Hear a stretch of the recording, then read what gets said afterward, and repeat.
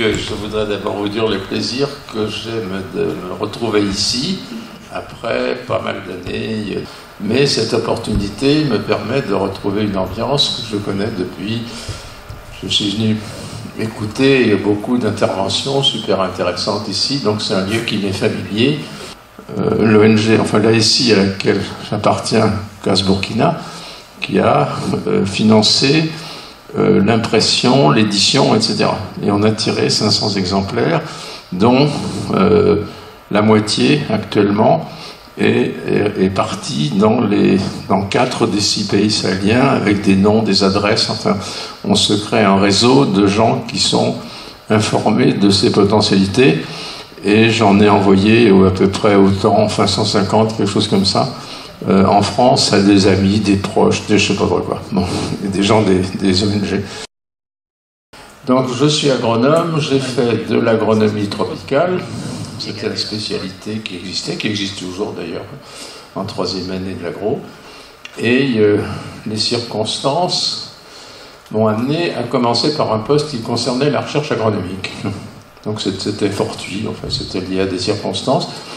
Et j'ai découvert à Bombay, au CRA, l'intérêt d'un thème qui me resterait familier si j'avais le temps de m'y consacrer, c'est la physiologie de la résistance à la sécheresse. Dans les zones dont le Sahel, où sévit une très longue saison sèche, la question de la capacité physiologique des plantes à résister à la sécheresse est un thème important. Donc j'y ai beaucoup travaillé avec l'IRHO pendant 3 ans et je me suis régalé. Et j'ai découvert au passage quelque chose dont j'ignorais l'existence quand j'étais à l'agro, c'est ce que c'est que de travailler comme chercheur, aussi bien en labo qu'en expérimentation, etc.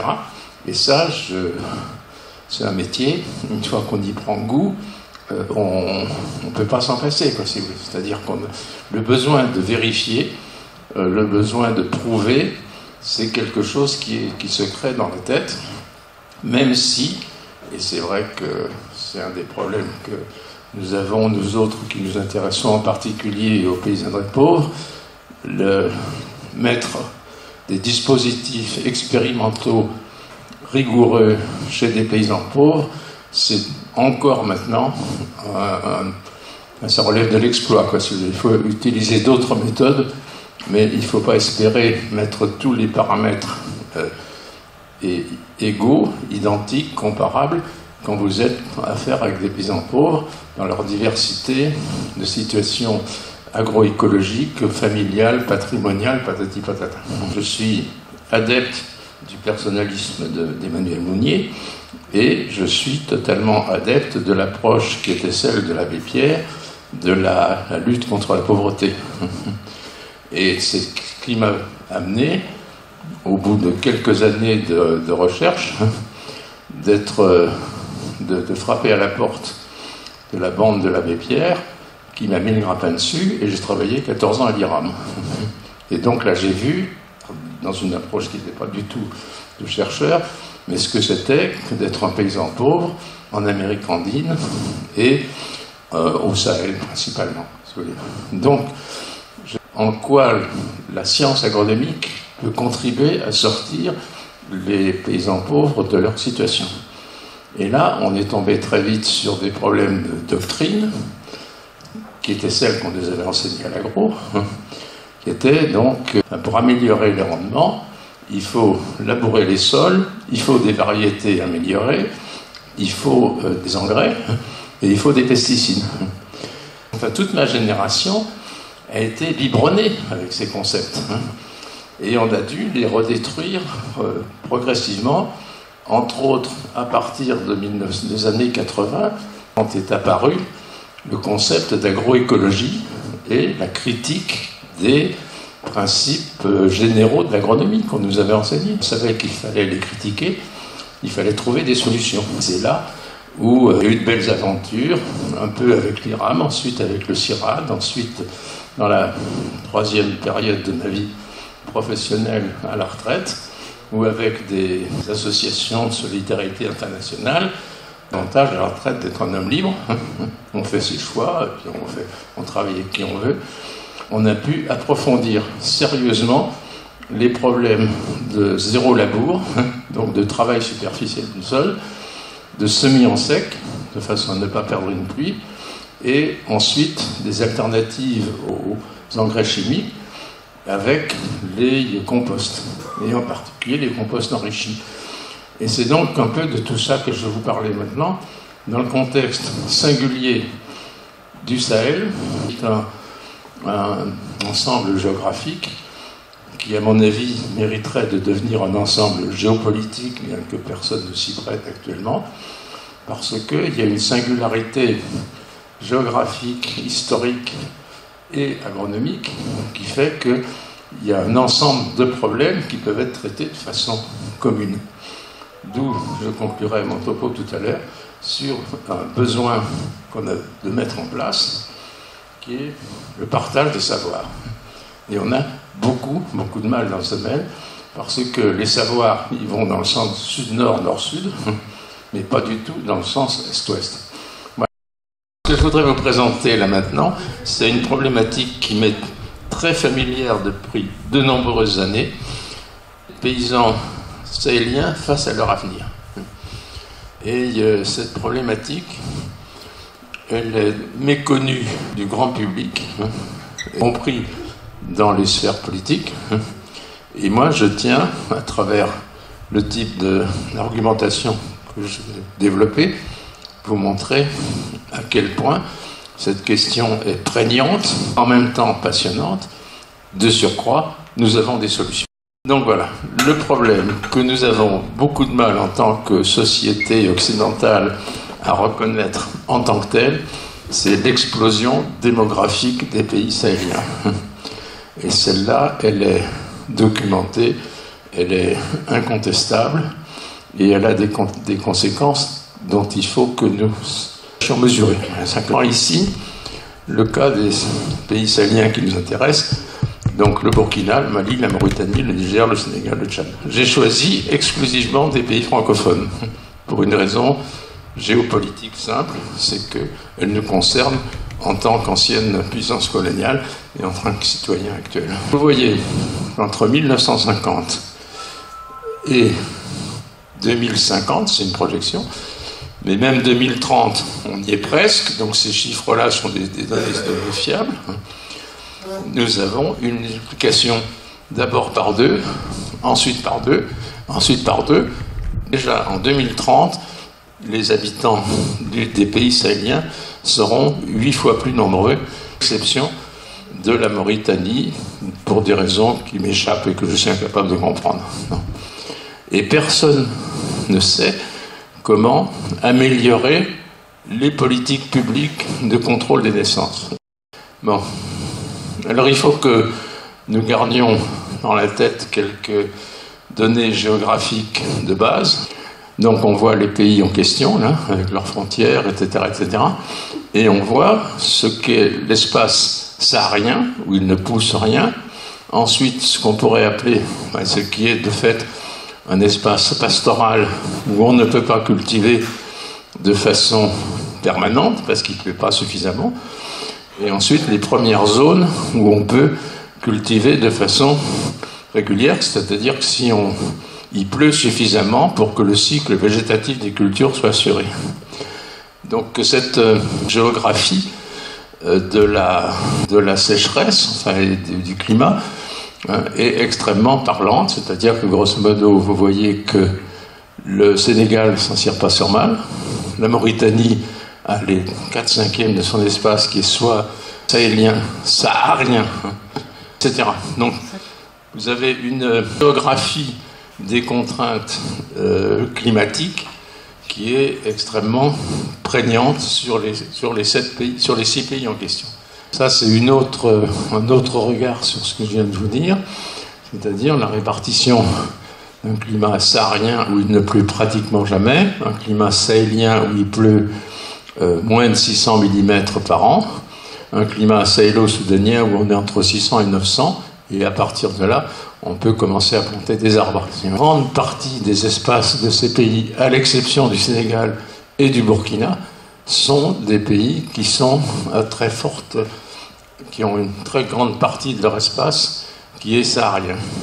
Pour compliquer la situation pluviométrique, ces zones sahéliennes, et je crois que c'est vrai ailleurs qu'en Afrique, mais ça ne sert à rien de le démontrer ici, mais en Afrique c'est déjà patent, vous avez une fantastique variabilité interannuelle, qui fait que vous pouvez avoir des épisodes qui durent 2, 3, 4, 5 ans, où il pleut beaucoup, beaucoup moins que d'habitude. Parce qu'il y a des conséquences dramatiques pour l'agriculture, pour l'élevage, pour la nutrition, etc. Et ici, on a représenté, entre 50 et 2010, les épisodes où il a plu moins que la moyenne interannuelle. Et vous voyez qu'ils ont marqué considérablement, en particulier, cette période des années 75, 80, 85. J'ai moi-même connu comme agronome sur place, et vous aviez des troupeaux entiers qui mouraient de soif, et des paysans qui n'ont pas pu récolter. Donc cette instabilité pluviométrique est un risque considérable pour la construction d'un avenir. Donc ici, ça n'est qu'une estimation, mais on voit que les zones intertropicales vont être particulièrement impactées par le réchauffement climatique. Ça va se traduire sûrement par plus de pluie, mais dans quels enchaînements et avec quelles interruptions, etc. Mais ce qu'on peut dire actuellement sur ce qu'on sait faire par rapport aux contraintes climatiques, on ne sait pas dans quelle mesure ça répondra aux conditions qui se présenteront dans 20 ans. Il y a une autre caractéristique qu'il faut connaître, c'est que tout le sous-sol des pays sahéliens est d'une grande pauvreté chimique. Ce sont des granites, et c'est pas avec ça que vous avez beaucoup de calcium, beaucoup de potassium, etc. Et donc, de ce côté-là, le Sahel aussi est pénalisé. Donc on a représenté ici, à partir de schémas qui a été fait par un collègue de l'Orstom, ce que c'est qu'un profil typique depuis les hautes pentes jusqu'au bas-fond. Et on se rend compte que le long d'un profil, d'une colline, si vous voulez, vous avez les deux premières parties qui ne sont pas cultivables. Elles sont non seulement trop pentues, mais elles sont recouvertes de cuirasses, d'éboulis, etc. Donc en fait, dans la gestion des territoires, il faut qu'on tienne compte de cette diversité des situations pédologiques, et avec une incidence dont on va reparler, c'est celle du contrôle de la pluie. Ce croquis, qui a été fait par un stagiaire burkinabé il y a quelques années déjà, mais qui représente la complexité des terroirs. Quand on parle justement de ne pas perdre une goutte de pluie, c'est pas seulement sur les champs cultivés, c'est sur l'ensemble des terroirs. Ou dans une commune rurale que j'ai bien connue dans le temps, et qui n'a rien d'extraordinaire sur le plan, je sais pas comment dire, géographique, qui est très représentative, vous voyez la complexité des enchevêtrements de paysages. La complexité des paysages, donc des données d'ordre physique, climatologique, etc., etc., vous allez rajouter la complexité des populations. Et nous nous retrouvons dans une situation qui n'est pas originale, qu'on trouve partout dans le monde. C'est-à-dire que si vous avez une approche paysanne qui respecte le principe de pays, paysan, paysage, c'est-à-dire que vous avez une langue, un pays, une histoire, une géographie. Quand vous appliquez ce principe à la situation sahélienne, au pays sahélien, vous voyez ici les frontières, vous voyez que c'est un incroyable imbroglio de populations qui ont de surcroît des histoires de conflits entre elles.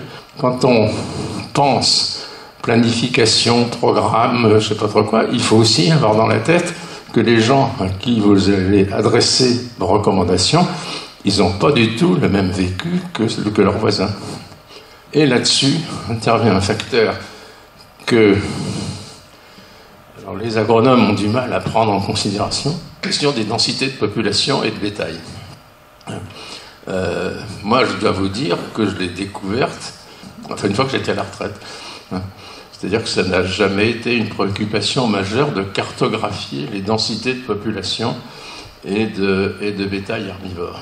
Or, ce que nous voyons, c'est que nous avons à l'intérieur d'un même pays, et encore plus dans la zone sahélienne, une fabuleuse diversité des densités de population qui est liée à l'histoire agraire de ces pays, pouvait être critique pour la survie des exploitations et des pratiques agricoles. On voit bien ici la diversité des densités de population, le seuil étant à 50 déjà, mais vous en avez beaucoup qui sont bien au-delà de 50 jusqu'à 150 habitants par kilomètre carré. Ça veut dire que vous avez 4 hectares par actif. Ensuite, vous augmentez, vous arrivez, si jamais vous arrivez à entre 150 et 200, il n'y a plus qu'un hectare par actif. Donc vous vous rendez compte d'un actif qui est responsable non seulement de se nourrir, mais d'une personne, de sa famille. Vous êtes obligé à une agriculture extraordinairement intensive. Et en particulier, vous ne pouvez plus compter sur les jachères. Donc les populations étaient peu nombreuses. Nous avions beaucoup d'espace libre et les paysans pratiquaient des jachères longues qui permettaient la présence d'arbres. Les arbres, c'est des racines, ça fait des feuilles qui tombent sur le sol. Donc vous avez des facteurs de régénération naturelle de fertilité du sol qui étaient liés au fait que les densités de population étaient très faibles et les jachères étaient longues. Vous laissez passer un peu de temps, 10 ans, 20 ans, 30 ans, et vous avez le résultat d'ici, des élevages familiaux, qui sont des petits ruminants, mais aussi des bovins. Donc on a trouvé une unité commune qui s'appelle l'unité de bétail tropical, qui est l'équivalent d'une vache de 250 kg.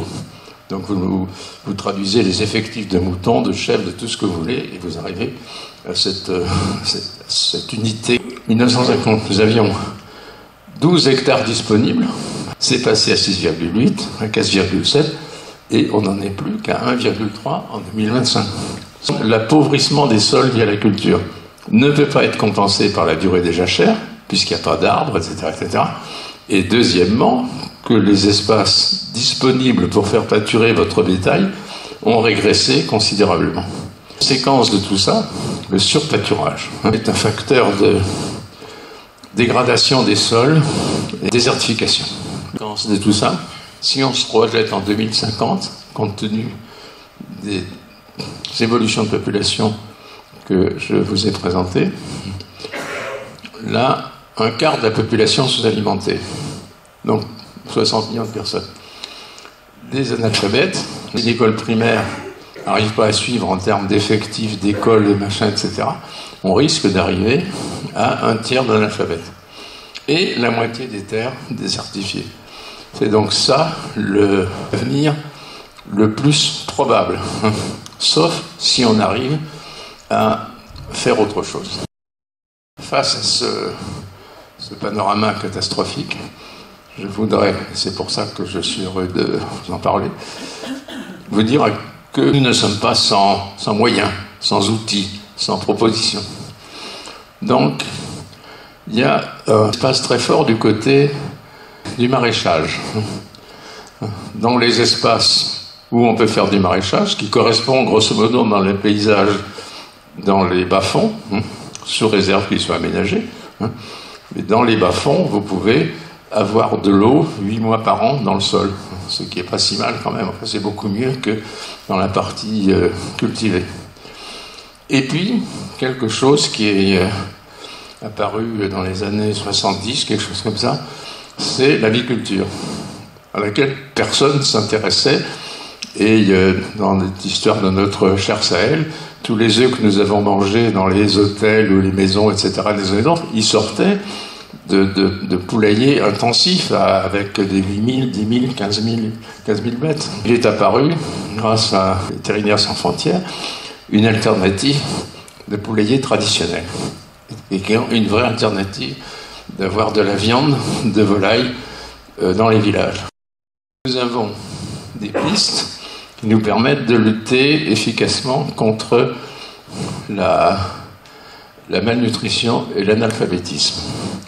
Pour y arriver, c'est les cantines scolaires.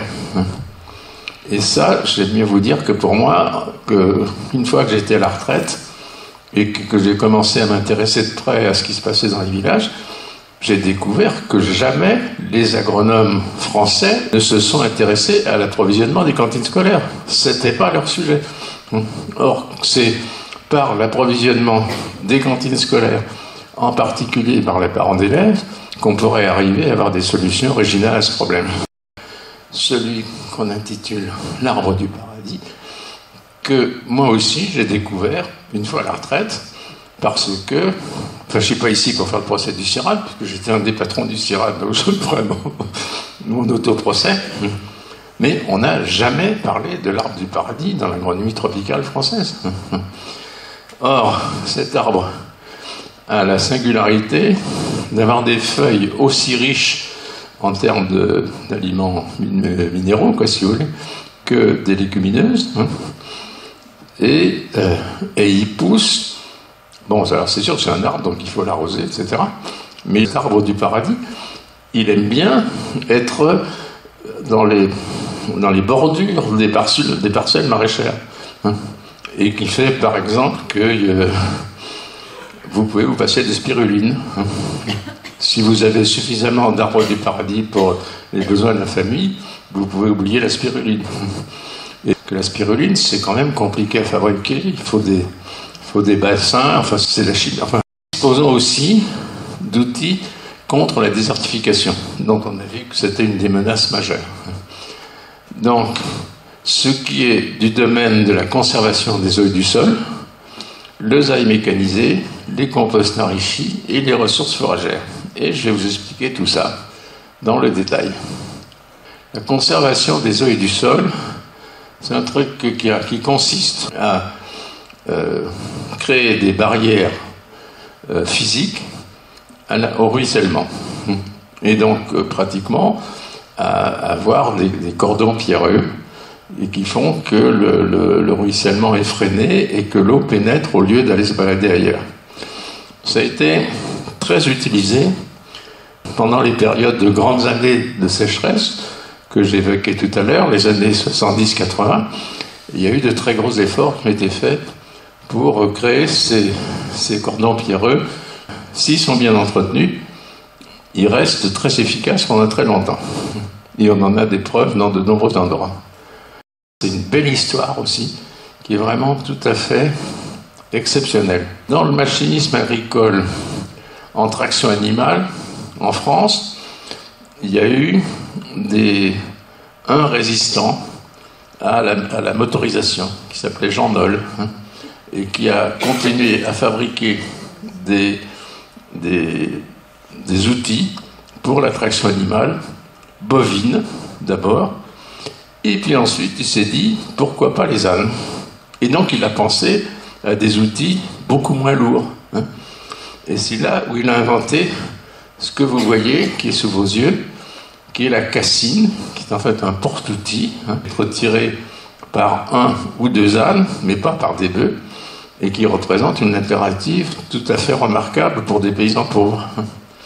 Et donc, là, et ici, vous voyez l'utilisation de la cassine avec cet outil, et qui a justement le mérite, en saison sèche, de pouvoir tracer des petits sillons, au croisement desquels il devient plus facile de creuser des trous pour faire les semis de type zaï. Le zaï consiste à faire des trous pour que l'eau s'y accumule.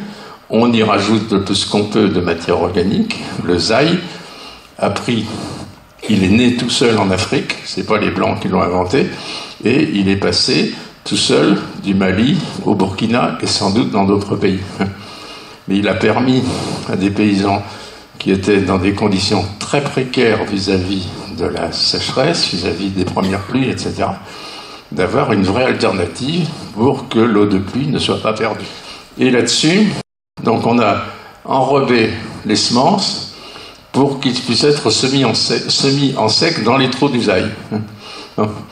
Et du coup, dès les premières pluies, vous avez la possibilité que les graines germent et produisent. Il y a un double pari, c'est vrai, il y a au moins un pari essentiel, c'est que les premières pluies soient suffisamment abondantes pour que le sol soit suffisamment imprégné. Si vous ratez votre coup, vous perdez votre semis. Mais avec des céréales comme le sorgho et le mil, qui sont des toutes petites graines, vous semez 4 kg hectare, vous en perdez une fois, c'est pas une catastrophe par rapport à votre stock, quoi, si vous voulez. Ça serait plus grave avec le maïs. Donc, le zaï mécanisé. Ensuite, ça qui est vraiment une vraie révolution agronomique qui est en cours et qui est très intéressante, qui est le fait qu'on puisse utiliser des composts enrichis comme substitut des engrais minéraux. Fabriquer des composts, vous voyez comment ça... Enfin, les processus qui sont... Il faut que ça soit arrosé, il faut que ça soit retourné, il faut qu'il y ait de l'oxygène, il faut que la température s'élève, etc., etc. Donc on ne fait pas du compost n'importe comment, il y a une vraie technique. Mais si vous rajoutez à ces éléments, donc, pour le compost, du phosphate naturel, et du phosphate naturel, on en trouve dans tous les pays sahéliens, vous avez un effet de fertilisation qui est extrêmement notoire et qui est dû au fait que dans le phosphate naturel, vous amenez des phosphates. À l'occasion du chauffement de température dans le compostage, vous avez une partie des phosphates tricalciques qui se transforment en phosphate monocalcique, qui sont donc assimilables. Vous pouvez avoir des résultats en termes d'augmentation de rendement des céréales du niébé, tout à fait comparables à celles des doses normales d'engrais minéral, si vous voulez. Alors bien sûr, la difficulté, c'est de quel stock de matière organique disposons-nous pour fabriquer des quantités de compost suffisantes. Dans l'état actuel des choses, personne ne dispose de quantité de matière organique suffisante pour fabriquer du compost pour 1 hectare. On projette ça dans le temps. En 5 ans ou en 10 ans, on peut être sûr qu'on aura progressivement les quantités suffisantes pour satisfaire l'hectare dont a besoin l'agriculteur pour sa famille. Vient ensuite la question des ressources fourragères. Comme on a vu, la densité de bétail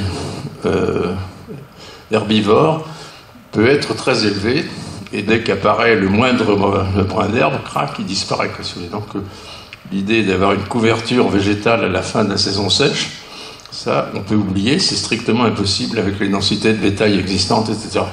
Donc il faut des alternatives fourragères, et celle-ci les a avec, entre autres, le niébé, que tout le monde connaît, mais ça suppose que les paysans sahéliens changent leur habitude de culture du niébé. Ils sèment les graines en même temps que les graines de céréales. Donc le niébé pousse dans de très mauvaises conditions. Si on veut avoir du niébé qui pousse bien, il faut qu'il soit cultivé en ligne, séparé des lignes de céréales. Et d'ailleurs à des délais décalés. Mais ensuite, nous avons ce cher arbre du paradis, qui se plaît bien en compagnie des légumes dans les parcelles maraîchères. Quand des gens ont des parcelles maraîchères, bon, mais c'est pas compliqué, ils plantent des pieds de moringa autour, ça leur coûte rien, seulement il faudra quand même qu'ils les taillent. Donc, ils auront une ressource fourragère complémentaire à moindre coût de travail. La question d'un alphabétisme. Alors ça, c'est un sujet dont le grand public est peu familier, que moi-même j'ai découvert grosso modo une fois que j'étais à la retraite. Jamais on parlait de lutte contre l'analphabétisme quand j'étais ni à l'agro ni après.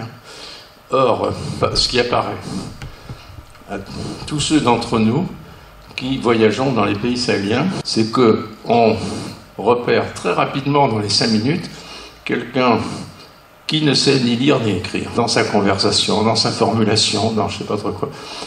Une chose qui est certaine, mais dont nous avons du mal, nous, Européens, à prendre conscience, c'est ce que c'est qu'un gamin qui sait ni lire, ni écrire, ni compter.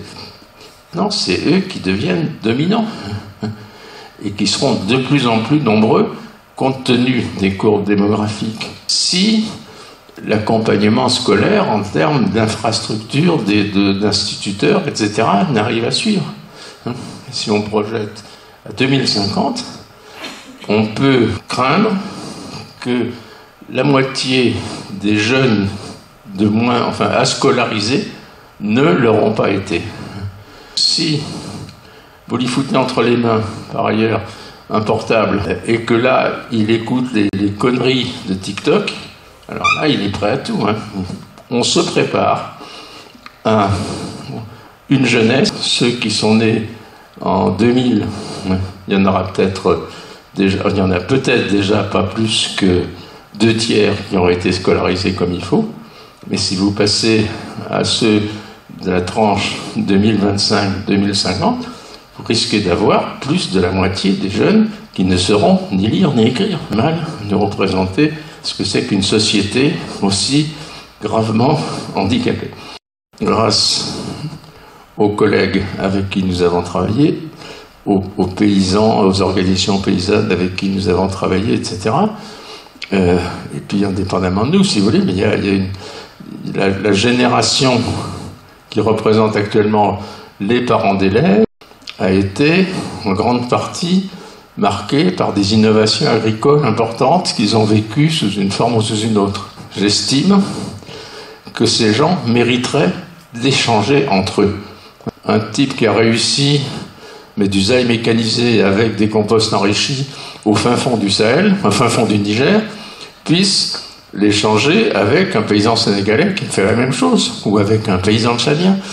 Si ces gens arrivaient à échanger leur expérience et à montrer ce qui marche pas, dans quelles conditions ça peut marcher, je pense qu'on pourrait avoir une culture agricole, agronomique, diversifiée à l'intérieur des pays sahéliens. Ce qui suppose, c'est qu'on crée, il se crée, plus exactement, une politique régionale sahélienne. C'est-à-dire qu'au lieu que chaque pays soit en relation par son ONG, par les gouvernements, par je ne sais pas trop quoi, avec la France, ils conversent aussi entre eux. Il y a la possibilité que se crée un savoir collectif sahélien. Moi, je souhaite, dans mes vœux de jeune homme, qu'on arrive à vendre aux autorités européennes ou françaises un projet de partage des savoirs. Voilà, et je m'arrêterai là-dessus. Je vous remercie des bons moments passés ensemble.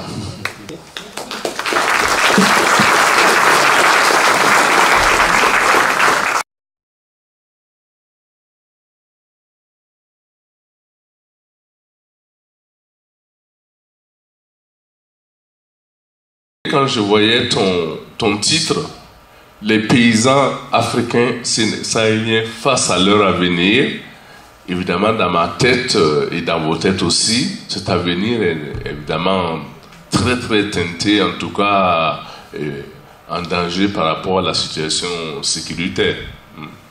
Donc tous les projets qu'on peut imaginer qui sont très bien étudiés, tout ça, tout ce que l'API décrit là, est quand même quelque chose qui aujourd'hui est entre parenthèses, quoi.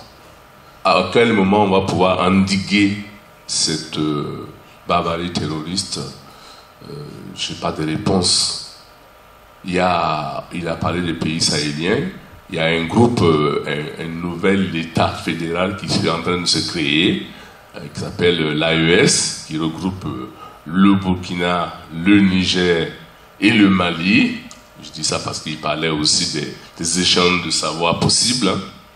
Donc qui ont comme ambition de mettre en commun leurs capacités de tout genre pour faire face aux problèmes du moment, principalement aux problèmes de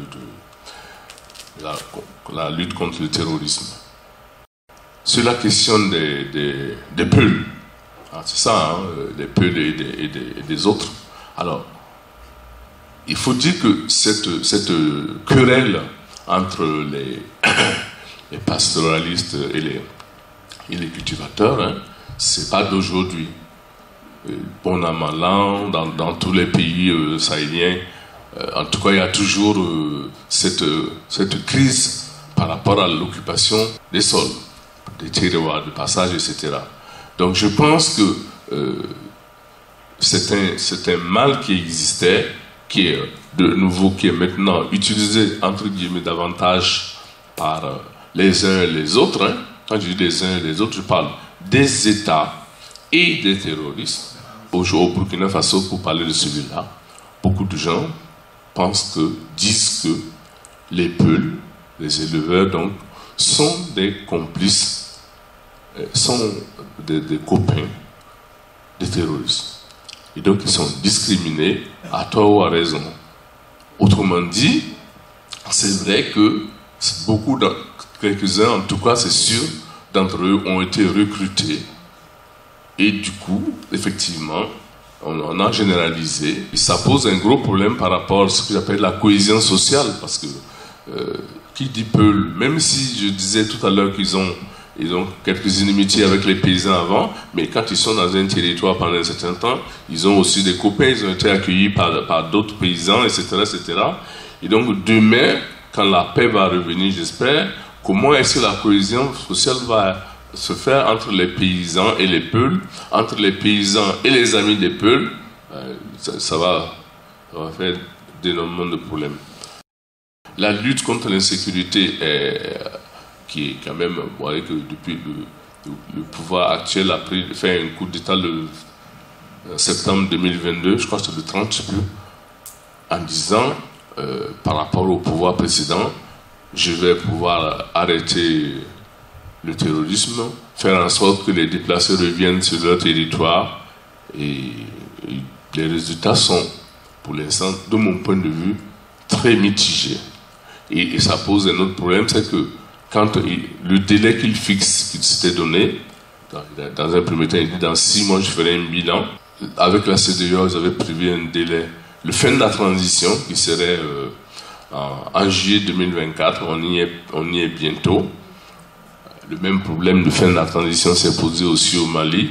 Donc, on va arriver à un vide juridique. Comment on va rétablir ça? Il y a des partisans qui font déjà campagne pour que la transition soit prolongée. Tout le monde ne sera pas d'accord. Donc, face à cette incertitude juridique, on va avoir un autre problème parce qu'en fait, vaincre le terrorisme, on a besoin d'unité. Mais s'il y a des désaccords profonds comme la continuité du pouvoir ou pas, vous voyez que ça affaiblit les rangs de ceux qui veulent combattre l'idée terroriste. Bon, moi, je suis Christian Folliot. Je crois que j'ai passé 40 ans ou 45 ans de ma vie à l'extérieur. Je suis un jeune retraité par rapport à René. Mais effectivement, dont pratiquement 30 ans sur les pays d'Afrique de l'Ouest. Moi, là où j'ai été très intéressé par ce qu'a dit René, c'est surtout que, pour une fois, on a quelqu'un qui pose les problèmes fondamentaux et structuraux, disons, de ce qui se passe dans ces pays, et que notre gouvernement, nos gouvernements successifs, en tout cas, ont été incapables de répondre, et manifestement, si j'en juge par les 2 réunions que j'ai eues la semaine dernière encore à Paris, ça n'a pas de changé. Le premier point, c'est l'alphabétisation. Effectivement, j'ai eu une première vie, moi, de 20 ans pratiquement alphabétisation, en particulier à Haïti et Burkina aussi, et j'ai démissionné de la coopération française, parce que mes chers collègues français et les ministères ne comprenaient pas qu'il fallait travailler sur les langues nationales d'abord, et ensuite passer au français. Et le non-respect des langues nationales a fait que la France a toujours appuyé une soi-disant alphabétisation française qui ne peut pas marcher, qui ne marche pas, sauf, disons, avoir juste quelques personnes et des choses comme ça, mais c'est pas possible. Donc la France n'a toujours pas, et ne fait toujours pas, après avoir démissionné en 2005, ils m'ont rappelé, je leur refais un document là-dessus, parce que j'ai travaillé avec l'UNESCO et tout ça, mais ils n'ont toujours pas entériné le fait qu'il faut travailler sur le national. C'est par exemple, on a fait l'alphabet du créole en Haïti, mais la France n'a jamais fait la méthode d'apprentissage du français en créole, jusqu'à maintenant. Alors que les Anglais l'ont fait avec le swahili et l'anglais en Afrique du Sud. Donc ce problème qui est posé par René est très important parce que le problème de l'analphabétisme, c'est qu'un analphabète n'a pas, d'abord il est marginalisé et il se sait marginalisé.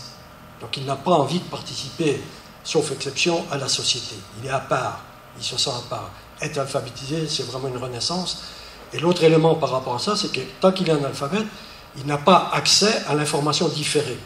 Il ne peut pas se référer à un document, on fait une formation, il s'en va, et puis 8 jours après, il n'a pas les documents pour les lire, et donc on refait les formations, toutes ces choses. Le Burkina, il y a 74 langues, je crois, quelque chose comme ça. Voilà. Je me rappelle. Mais il y a des travaux colossaux qui ont été faits au Burkina en particulier. Paul Ilboudo, qui était un très bon copain, qui a mis en place aussi des systèmes d'enseignement bilingue. Seule la Suisse l'a un peu appuyé. Mais quand vous prenez un pays qui a 74 langues, il y a souvent 3 ou 4 langues, disons, qui sont parlées par tout le monde, qui sont les langues de communication. Et si on travaille sur ces langues-là, déjà, on peut avoir déjà, disons, un impact absolument colossal. C'est ce qui nous avait beaucoup handicapé. J'avais travaillé, moi, sur le Bambara, après avoir travaillé sur Haïti. J'étais devenu monsieur alphabétisation pour le ministère de la COP. L'UNESCO avait mis au point des alphabets, parce qu'il y a des sons qui n'existaient pas avec l'alphabet qu'on utilisait habituellement.